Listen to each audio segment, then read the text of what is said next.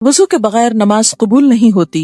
अन अबी हुरैरा रज़ियल्लाहु अन्हु अन मुहम्मदिन सल्लल्लाहु अलैहि वसल्लम फज़कर अहादीस मिन्हा वक़ाल रसूलुल्लाह सल्लल्लाहु अलैहि वसल्लम ला तुक़बलु सलातु अहदिकुम इज़ा अहदस हत्ता यतवद्दअ, रवाहु मुस्लिम। हजरत अबू हुरैरा रज़ियल्लाहु ताला अन्हु ने रसूलुल्लाह सल्लल्लाहु अलैहि वसल्लम की कई हदीसें बयान की, जिनमें से एक ये थी कि रसूलुल्लाह सल्लल्लाहु अलैहि वसल्लम ने फरमाया, अल्लाह ताला बेवुजू की नमाज कबूल नहीं करता यहाँ तक कि वो वुजू कर ले। इसे मुस्लिम ने रिवायत किया है। यानी इंसान अगर पूरी नमाज भी पढ़ ले मगर वुजू न हो तो नमाज होती ही नहीं। वुजू करने से पहले बिस्मिल्लाह पढ़ना जरूरी है। अन सईद इब्न ज़ैद क़ाल क़ाल रसूलुल्लाह सल्लल्लाहु अलैहि वसल्लम ला वुदूअ लिमन लम यज़कुर इस्मल्लाहि अलैहि, रवाहु तिर्मिज़ी। हजरत सईद बिन ज़ैद रज़ियल्लाहु ताला अन्हु कहते हैं कि रसूलुल्लाह सल्लल्लाहु अलैहि वसल्लम ने फरमाया, जो वुजू से पहले बिस्मिल्लाह न पढ़े उसका वुजू नहीं होता। इसे तिर्मिज़ी ने रिवायत किया है। वुजू की फजीलत। अन अबी हुरैरा रज़ियल्लाहु अन्हु अन्न रसूलल्लाह सल्लल्लाहु अलैहि वसल्लम क़ाल इन्न हौदी अबअदु मिन ऐलत मिन अदनिन लहु अशद्दु बयादन मिन अस्सल्ज व अहला मिन अलअसल बिल्लबन व लआनियतुहु अक्सरु मिन अददिन नुजूम व इन्नी लअसुद्दु अन्नास अन्हु कमा यसुद्दु अर्रजुलु इबिलन नासि अन हौदी। क़ालू या रसूलल्लाह अतारिफुना यौमइज़िन? क़ाल नअम लकुम सीमाउ लैसत लिअहदिन मिनल उमम तरिदून अलय्य गुर्रम मुहज्जलीन मिन असरिल वुदूइ, रवाहु मुस्लिम। हजरत अबू हुरैरा रज़ियल्लाहु अन्हु से रिवायत है कि रसूलुल्लाह सल्लल्लाहु अलैहि वसल्लम ने फरमाया, मेरा हौज अदन और ऐला के फासले से भी ज्यादा बड़ा है। ये दो इलाकों के नाम आपने बताए, जिससे ये तसव्वुर देना मकसूद था कि उसका तूल और अर्ज़ कितना बड़ा होगा। आमतौर पर तो हौज छोटे से होते हैं, लेकिन हौज कौसर की बात की जा रही है कि वो इतना बड़ा होगा जैसे अदन। अदन कहाँ पर है? यमन में। और ऐला फलस्तीन की तरफ है। तो इतना बड़ा हौज होगा। उसका पानी बर्फ से ज्यादा सफेद और शहद और दूध से ज्यादा मीठा है। ये जो अरबी इबारत है इसमें आता है कि दूध में मिले हुए शहद से, यानी जो दूध और शहद को मिला के शरबत बनाया जाता है उससे ज्यादा मीठा। इस पर रखे हुए बर्तन तादाद में आसमान के तारों से भी ज्यादा हैं। क़यामत के रोज मैं दूसरी उम्मत के लोगों को इस तरह अपने हौज पर आने से रोकूंगा जिस तरह कोई आदमी दूसरे आदमी के ऊंटों को अपने हौज पे आने से रोकता है। यानी इस हौज से सिर्फ उम्मत मोहम्मद सल्लल्लाहु अलैहि वसल्लम के लोग ही सैराब हो सकेंगे। सहाबा कराम ने अर्ज किया, ए अल्लाह के रसूल सल्लल्लाहु अलैहि वसल्लम, क्या आप हमको उस रोज दूसरी उम्मतों के लोगों में पहचान लेंगे? आपने फरमाया, हाँ, वुजू के बायस तुम्हारे हाथ पांव इस कदर रोशन और चमकदार होंगे कि ऐसे निशान किसी दूसरी उम्मत के लोगों के लिए नहीं होंगे। इसे मुस्लिम ने रिवायत किया है। तो इस हदीस से क्या पता चलता है कि नबी सल्लल्लाहु अलैहि वसल्लम की उम्मत हौज कौसर पर जाएगी और आप अपनी उम्मत को पहचानेंगे। किससे? वुजू के अलामात से, आज़ाए वुजू के चमकने की वजह से। इससे क्या पता चलता है कि आपने जो तरीका बताया, जो सिखाया, वो दरअसल सारी पिछली तालीमात का खुलासा है और उनकी कंप्लीशन है। अल-यौम अकमलतु लकुम दीनकुम, आज मैंने तुम्हारे लिए तुम्हारा दिन मुकम्मल कर दिया। आपको मालूम है कि यहूद ने शायद हजरत उमर से कहा था कि तुम्हारी किताब में एक ऐसी आयत है, अगर वो हमें मिल जाती तो हम उस दिन को ईद का दिन बना लेते। और वो यही आयत थी, अल-यौम अकमलतु लकुम दीनकुम व अतममतु अलैकुम निअमती व रदीतु लकुमुल इस्लाम दीना। एक मुकम्मल दीन हमें अता कर दिया गया। हमें किसी और तरफ देखने की जरूरत ही नहीं। जरूरत इस बात की है कि हम इन ओरिजिनल सोर्सेज की तरफ लौटें आंखें खोलकर। वुजू का मसनून तरीका ये है, अन हुमराना अन्न उस्मान रदियल्लाहु अन्हु दआ बिवदुइन फतवद्दा फगसल कफ़ैहि सलास मर्रातिन सुम्मा मदमद वस्तंसरा सुम्मा गसल वजहहु सलास मर्रातिन सुम्मा गसल यदहु अल-युमना इला अल-मिरफ़क़ि सलास मर्रातिन सुम्मा गसल यदहु अल-युस्रा मिस्ल ज़ालिक सुम्मा मसह रअसहु सुम्मा गसल रिजलहु अल-युमना इला अल-कअबैनि सलास मर्रात सुम्मा गसल रिजलहु अल-युस्रा मिस्ल ज़ालिक सुम्मा क़ाल रअयतु रसूलल्लाह सल्लल्लाहु अलैहि वसल्लम तवद्दअ नहव वुदूई हाज़ा, रवाहु मुस्लिम। हजरत हुमरान रज़ियल्लाहु अन्हु से रिवायत है कि हजरत उस्मान रज़ियल्लाहु ताला अन्हु ने वुजू के लिए पानी मंगवाया। पहले अपनी हथेलियां 3 मरतबा धोई, फिर कुल्ली की और नाक में पानी डाला, फिर अपना मुंह 3 दफा धोया, اس کے بعد اپنا دایاں ہاتھ کوہنی تک 3 مرتبہ دھویا، اسی طرح بایاں ہاتھ کوہنی تک 3 مرتبہ دھویا، پھر سر کا مسح کیا، مسح کے بعد اپنا دایاں پاؤں ٹخنے تک 3 مرتبہ دھویا اور اسی طرح بایاں پاؤں ٹخنے تک 3 مرتبہ دھویا، پھر فرمایا میں نے رسول اللہ صلی اللہ علیہ وسلم کو اسی طرح وضو کرتے دیکھا ہے۔ اسے مسلم نے روایت کیا ہے۔ وضو سے قبل نیت کے مروجہ الفاظ نویت ان اتودع ادا کرنا سنت سے ثابت نہیں۔ دوران وضو مختلف اعضاء دھوتے وقت مروجہ دعائیں پڑھنا بھی سنت سے ثابت نہیں۔ بعض لوگ ہاتھوں پہ ایک دعا پڑھتے ہیں، پھر چہرے پہ کچھ اور، پھر پاؤں پہ کچھ اور، سارے وضو میں صرف دعاؤں پہ ہی مشغولیت رہتی ہے۔ ایسی کوئی چیز نبی صلی اللہ علیہ وسلم سے ثابت نہیں، کیونکہ یہ بھی دین کو مشکل بنانے والی بات ہے۔ ہاں یہ الگ بات ہے کہ وضو کرتے ہوئے اگر آپ کے اپنے دل میں کوئی خیال جذبات آئیں کہ یا اللہ تو میرے چہرے کو آگ سے بچانا، اللہ میرے پاؤں کو استقامت دینا وغیرہ وغیرہ، اگر دل سے کوئی ایسی چیز کسی وقت نکلتی ہے تو وہ آپ مانگ لیں اپنے طور پر، لیکن اس کو سنت سمجھ کر یا ایک لازمی چیز سمجھ کر مت کریں، اور دوسروں کو خاص طور پر ایسی چیزیں سکھا کر دین کو بوجھل نہ کریں، کیونکہ بعض کتابوں میں ایسی چیزیں چھپی ہوئی بھی ملتی ہیں۔ یہ دین کو بوجھل بنانا ہے، اس کو ہلکا رکھیں تاکہ ہر شخص عمل کر سکے۔ ہاں ان لوگوں کے اندر جذبات پیدا کریں کہ کچھ وہ اپنے دل اور اپنی زبان میں بھی مانگا کریں۔ وضو کے بعد مدرجہ ذیل دعا پڑھنا مسنون ہے۔ ان عمر بن الخطاب رضی اللہ عنہ قال قال رسول اللہ صلی اللہ علیہ وسلم ما منکم من احد یتودع فیبلغ او یسبغ الوضوء ثم يقول اشهد ان لا اله الا الله وحده لا شريك له واشهد ان محمدا عبده ورسوله الا فتحت له ابواب الجنة الثمانية يدخل من أيها شاء رواہ احمد و مسلم و ابو داود و ترمذی وزاد اللہم اجعلنی من التوابین واجعلنی من المتطہرین۔ حضرت عمر رضی اللہ تعالی عنہ کہتے ہیں کہ رسول اللہ صلی اللہ علیہ وسلم نے فرمایا اگر کوئی شخص مکمل وضو کر کے یہ دعا پڑھے، کون سی دعا؟ اشہد ان لا الہ الا اللہ وحدہ لا شریک لہ، آخر تک، میں گواہی دیتا ہوں کہ اللہ کے سوا کوئی الہ نہیں، وہ ایک ہے، اس کا کوئی شریک نہیں، میں گواہی دیتا ہوں کہ محمد صلی اللہ علیہ وسلم اللہ کے بندے اور اس کے رسول ہیں۔ یہ کیا چیز ہے دراصل؟ کلمہ شہادت ہی تو ہے۔ تو اس کے لیے جنت کے 8 دروازے کھول دیے جاتے ہیں کہ جس سے چاہے داخل ہو۔ اسے احمد، مسلم، ابو داؤد اور ترمذی نے روایت کیا ہے۔ ترمذی نے اس دعا میں ان الفاظ کا اضافہ بھی کیا ہے، اللہم اجعلنی من التوابین واجعلنی من المتطہرین، اے اللہ مجھے توبہ کرنے والوں اور پاک رہنے والوں میں شامل فرما دے، آمین۔ وضو کرتے ہوئے پانی کے استعمال میں احتیاط برتنی چاہیے۔ رسول اللہ صلی اللہ علیہ وسلم نے ہر وضو کے ساتھ مسواک کرنے کی ترغیب دلائی ہے۔ یہ بھی ترغیب دلائی، فرض نہیں کیا تاکہ مشکل نہ پڑے۔ عن ابی ہریرہ رضی اللہ عنہ عن رسول اللہ صلی اللہ علیہ وسلم قال لولا ان اشق علی امتی لامرتهم بالسواک مع كل وضوء، اخرجہ مالک و احمد والنسائی۔ حضرت ابو ہریرہ رضی اللہ عنہ سے روایت ہے کہ رسول اللہ صلی اللہ علیہ وسلم نے فرمایا اگر مجھے امت کی تکلیف کا احساس نہ ہوتا تو میں ہر نماز کے ساتھ مسواک کرنے کا حکم دیتا۔ اسے مالک، احمد اور نسائی نے روایت کیا ہے۔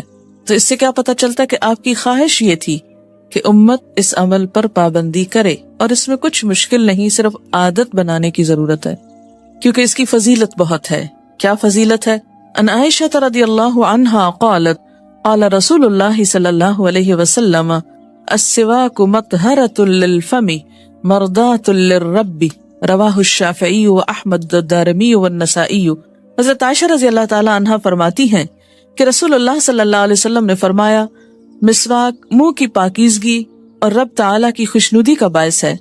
ہاتھ پاؤں کی انگلیوں اور داڑھی کا خلال کرنا مسنون ہے۔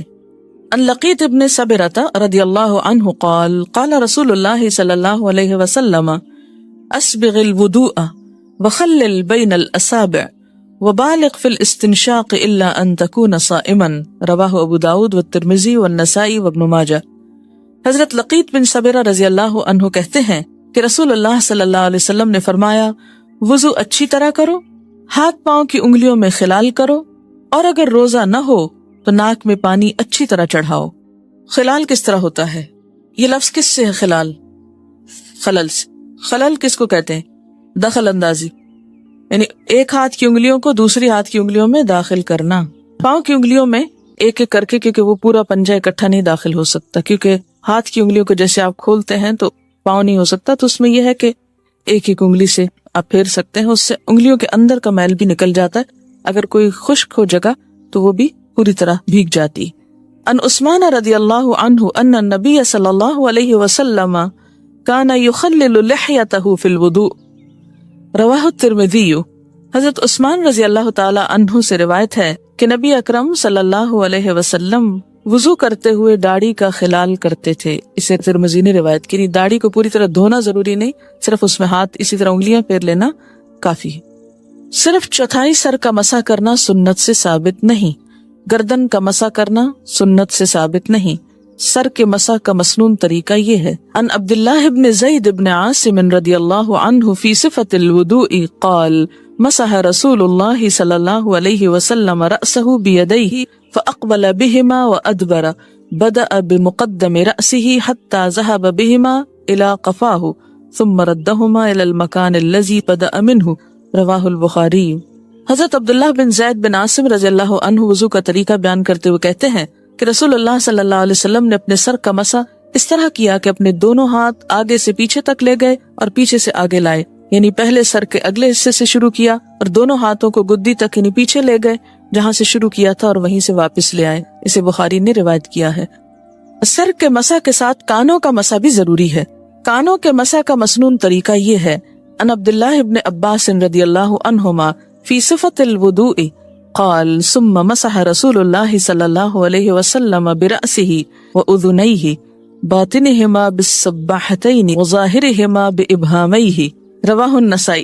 حضرت عبداللہ بن عباس رضی اللہ عنہما وضو کا طریقہ بتاتے ہوئے فرماتے ہیں کہ رسول اللہ صلی اللہ علیہ وسلم نے اپنے سر کا مسح کیا اور اپنی شہادت کی دونوں انگلیوں سے دونوں کانوں کے اندر اور اپنے دونوں انگوٹھوں سے دونوں کانوں کے باہر کے حصے کا مسح کیا. پگڑی پر مسح کرنا جائز ہے. ان المغیرۃ بن شعبۃ رضی اللہ عنہ ان النبی صلی اللہ علیہ وسلم تودع فمسح بناصیتہ وعلی العمامۃ وعلی الخفین رواہ مسلم. حضرت مغیرہ بن شعبہ رضی اللہ عنہ سے روایت ہے کہ نبی اکرم صلی اللہ علیہ وسلم نے وضو کرتے ہوئے پیشانی کے بالوں, پگڑی اور موزوں پر مسح کیا.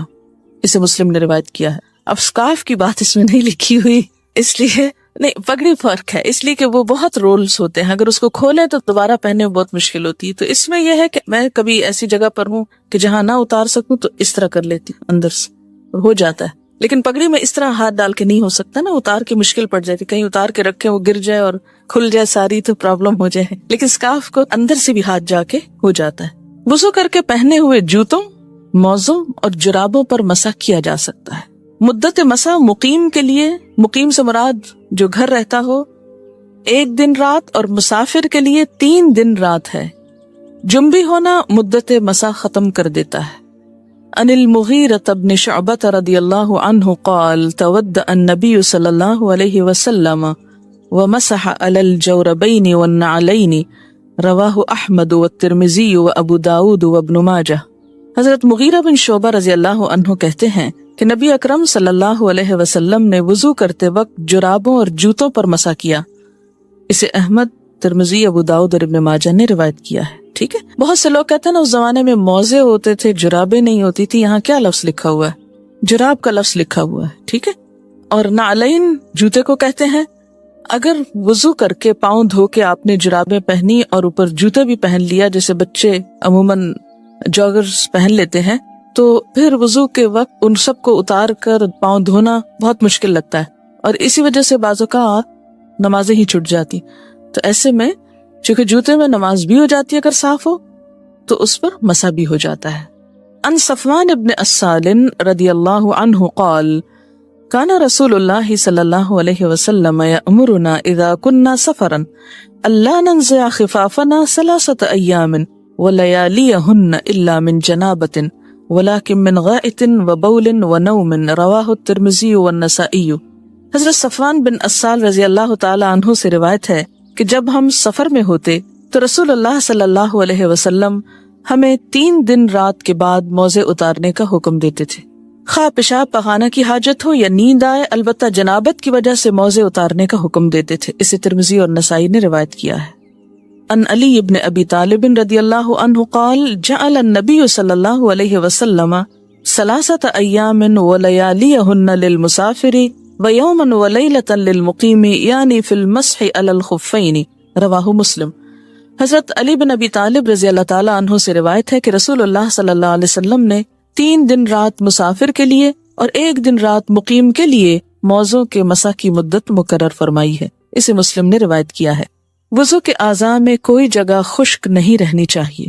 ان انس رضی اللہ عنہ قال رأى النبی صلی اللہ علیہ وسلم رجلا وفی قدمہ مثل الظفر لم يصبه الماء فقال ارجع فاحسن وضوءک۔ حضرت انس رضی اللہ عنہ فرماتے ہیں کہ نبی صلی اللہ علیہ وسلم نے ایک آدمی کو دیکھا جس کے پاؤں میں وضو کرنے کے بعد ناخن جتنی جگہ خشک تھی۔ رسول اللہ صلی اللہ علیہ وسلم نے اسے حکم دیا کہ واپس جا کر اچھی طرح وضو کرو۔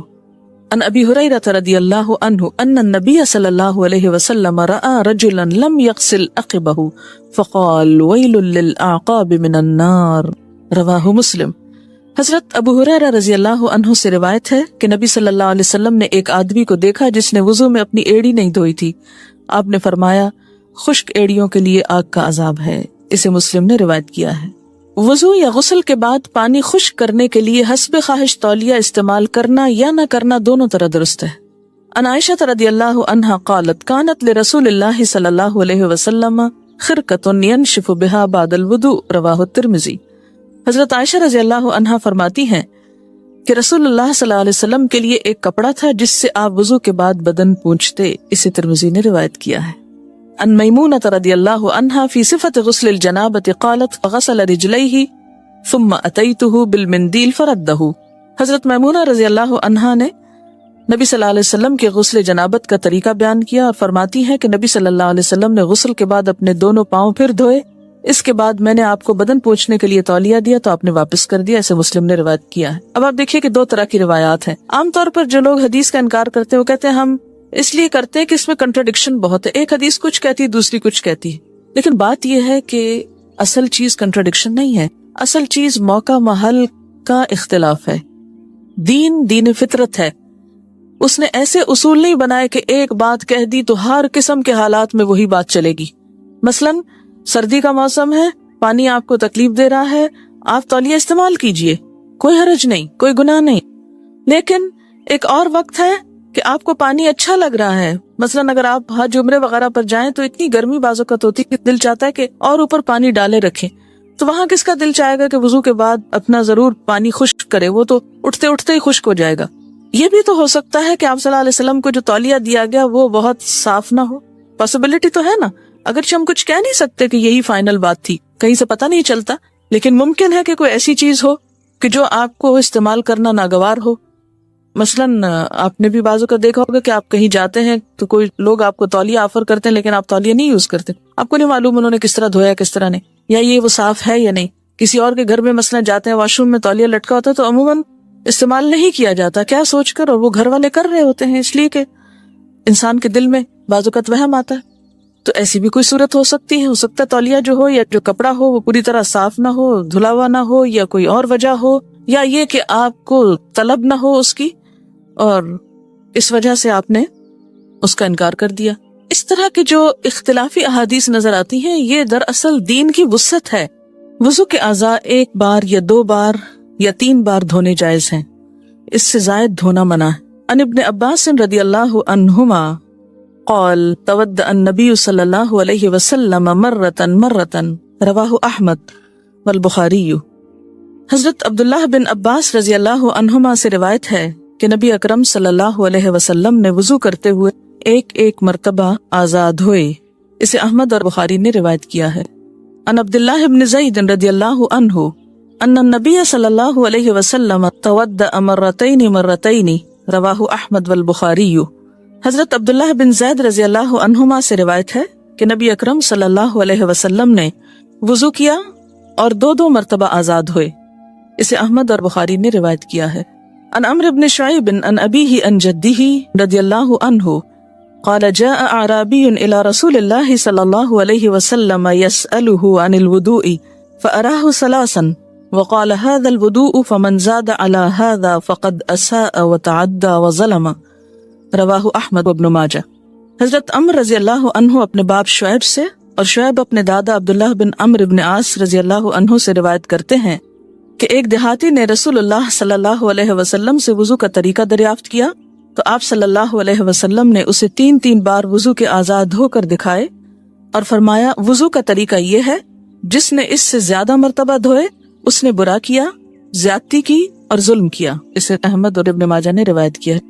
اس سے کیا پتہ چلتا ہے کہ وہیں رک جانا چاہیے جہاں اللہ کے رسول صلی اللہ علیہ وسلم نے رکا ہے، اس سے آگے بڑھنا درست نہیں.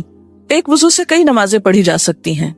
ان بریدہ رضی اللہ عنہ ان النبی صلی اللہ علیہ وسلم صلی الصلوات یوم الفتح بوضوء واحد رواہ مسلم. حضرت بریدہ رضی اللہ عنہ سے روایت ہے کہ فتح مکہ کے دن رسول اللہ صلی اللہ علیہ وسلم نے کئی نمازیں ایک وضو سے پڑھیں. اسے مسلم نے روایت کیا ہے. وضو کرنے کے بعد بے مقصد باتیں یا فضول کام نہیں کرنے چاہیے. ان کعب ابن عجرۃ رضی اللہ عنہ قال رسول اللہ صلی اللہ علیہ وسلم اذا تودع احدکم فاحسن وضوءه ثم خرج عامدا الى المسجد فلا يشبكن يديه فانه في الصلاة رواہ احمد. حضرت کعب بن عجرہ رضی اللہ عنہ کہتے ہیں کہ رسول اللہ صلی اللہ علیہ وسلم نے فرمایا جب تم میں سے کوئی وضو کر کے مسجد کی طرف جائے تو راستے میں انگلیاں ڈال کر نہ چلے، کیونکہ وضو کے بعد آدمی نماز ہی کی حالت میں ہوتا ہے. اسے احمد نے روایت کیا ہے. یعنی وضو کا بھی احترام ہوتا ہے. انگلیاں ڈالنے سے مراد کیا ہے؟ جو شب کی تشبیہ ہوتی اس طرح کرنا اور اس طرح یعنی اپنے ہی ہاتھوں سے کھیلنا. ٹیک لگائے بغیر نیند یا اونگ آ جائے تو وضو یا تیمم نہیں ٹوٹتا. ان انس بن مالک رضی اللہ عنہ قال كان اصحاب رسول اللہ صلی اللہ علیہ وسلم ينتظرون العشاء الآخرة حتى تخفق رؤوسهم ثم يصلون ولا يتودعون. حضرت انس بن مالک رضی اللہ عنہ سے روایت ہے کہ صحابہ کرام رضی اللہ عنہم نماز عشاء کا انتظار کرتے یہاں تک کہ ان کے سر نیند کی وجہ سے جھک جاتے، پھر دوبارہ وضو کیے بغیر نماز پڑھ لیتے. اسے ابو داؤد نے روایت کیا ہے. یعنی بیٹھے جیسے آپ کلاس میں بیٹھے اور بیٹھے ہوئے اونگ آ جاتی ہے لیکن آپ بیٹھے ہیں تو اس سے وضو نہیں ٹوٹتا، محض شک سے وضو نہیں ٹوٹتا. عن ابی ہریرہ رضی اللہ عنہ قال قال رسول اللہ صلی اللہ علیہ وسلم اذا وجد احدکم فی بطنہ شیئا فاشکل علیہ اخرج منہ شیء ام لا فلا یخرجن من المسجد حتی یسمع صوتا او یجد ریحا رواہ مسلم.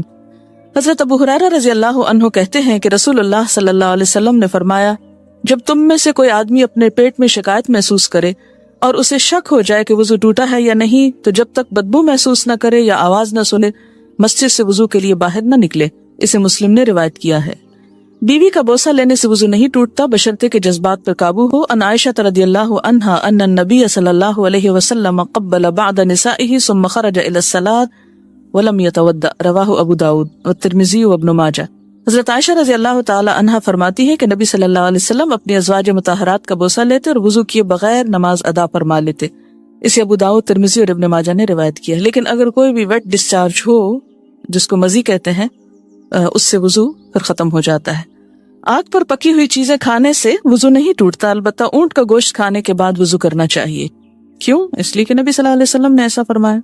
عن جابر بن سمرۃ رضی اللہ عنہما ان رجلا سأل رسول اللہ صلی اللہ علیہ وسلم انا اتودع من لحوم الغنم قال ان شئت تودع وان شئت فلا تتودع قال انا اتودع من لحوم الابل قال نعم تودع من لحوم الابل رواہ احمد و مسلم. حضرت جابر بن سمرہ رضی اللہ عنہما سے روایت ہے کہ ایک شخص نے رسول اکرم صلی اللہ علیہ وسلم سے پوچھا کیا ہم بکری کا گوشت کھا کر وضو کریں؟ آپ نے فرمایا چاہو تو کر لو، نہ چاہو تو نہ کرو. پھر اس نے سوال کیا کیا اونٹ کا گوشت کھا کر وضو کریں؟ آپ نے فرمایا ہاں اونٹ کا گوشت کھا کر وضو کرو. اسے احمد اور مسلم نے روایت کیا ہے. کپڑے کی آڑ کے بغیر پرائیویٹ پارٹ کو ہاتھ لگایا جائے تو وضو ٹوٹ جاتا ہے ورنہ نہیں. عن ابی ہریرہ رضی اللہ عنہ ان النبی صلی اللہ علیہ وسلم قال من افضى بيده الى ذکره ليس دونه ستر فقد وجب عليه الوضوء رواہ احمد. حضرت ابو ہریرہ رضی اللہ عنہ سے روایت ہے کہ نبی اکرم صلی اللہ علیہ وسلم نے فرمایا جس نے اپنا ہاتھ کپڑے کی آڑ کے بغیر اپنی شرمگاہ کو لگایا اس پر وضو واجب ہو گیا. اسے احمد نے روایت کیا ہے. چکنائی والی چیز کھانے کے بعد کلی کرنا ضروری ہے. ان عبداللہ ابن عباس رضی اللہ عنہما قال ان النبی صلی اللہ علیہ وسلم شرب لبنا ثم دعا بماء فمدمد وقال ان له دسما متفق علیہ. حضرت عبداللہ بن عباس رضی اللہ عنہما سے روایت ہے کہ رسول اللہ صلی اللہ علیہ وسلم نے دودھ پیا اور کلی کی، پھر فرمایا اس میں چکناہٹ ہے، کیونکہ پھر نماز پڑھتے وقت اگر منہ میں چپ چپ ہو رہی ہے اور ٹیسٹ آ رہا ہے دودھ کا، آج کل کے دودھ میں تو شاید یہ نہ ہو، لیکن پھر بھی آپ کی سنت ہے منہ صاف کر کے نماز پڑھنی چاہیے. اسی طرح مثلا کوئی سویٹ کھائیے، کوئی بھی چیز جس کا منہ میں مزہ ہے ابھی تک، تو اسی حالت میں نماز نہیں شروع کریں، کلی کر لیں. یہ سب کچھ کس لیے؟ تاکہ نماز کا خشوع برقرار رہے. مزی خارج ہونے سے وضو ٹوٹ جاتا ہے. ان علی رضی اللہ عنہ قال سألت النبی صلی اللہ علیہ وسلم عن المزی فقال من المزی الوضوء ومن المنی الغسل، رواہ الترمذی. حضرت علی رضی اللہ عنہ سے روایت ہے کہ میں نے نبی صلی اللہ علیہ وسلم سے مزی کے بارے میں استفسار کیا تو آپ نے جواب دیا مزی خارج ہونے سے وضو کرنا چاہیے اور منی خارج ہونے سے غسل کرنا چاہیے. اسے ترمذی نے روایت کیا ہے. مستقل بیماری کی وجہ سے مکمل پاکیزگی ممکن نہ ہو تو اسی حالت میں نماز ادا کرنا چاہیے. البتہ ایسی صورت میں ہر نماز کے لیے نیا وضو کرنا ضروری ہے. اس مستقل بیماری میں پھر کیا ہوتا ہے؟ استحاضہ بھی آ جاتا ہے. ہوا خارج ہونے سے وضو ٹوٹ جاتا ہے. عن ابی ہریرہ رضی اللہ عنہ ان رسول اللہ صلی اللہ علیہ وسلم قال لا وضوء الا من صوت او ریح، رواہ الترمذی.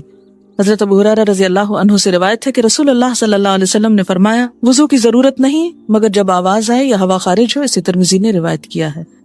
فضل من بات علی الوضوء، باوضو سونے کی فضیلت. یعنی عموماً تو وضو عبادات کے لیے ہوتا ہے، نمازوں وغیرہ کے لیے ہوتا ہے، لیکن اگر کوئی وضو کر کے سونا چاہے تو اس کی بھی فضیلت ہے. حدثنا محمد بن مقاتل قال اخبرنا عبد الله قال اخبرنا سفیان عن منصور عن سعد بن عبیدہ عن براء بن عازب قال قال لي النبي صلی اللہ علیہ وسلم اذا اتيت مضجعك، آپ صلی اللہ علیہ وسلم نے مجھ سے کہا، کس سے؟ براء بن عازب سے، کہ جب تم اپنے بستر پر آؤ فتودع، تو وضو کر لو. وضوءک للصلاۃ، اپنا وضو نماز کے لیے، جیسے نماز کے لیے کرتے ہو ایسا ہی کر لو.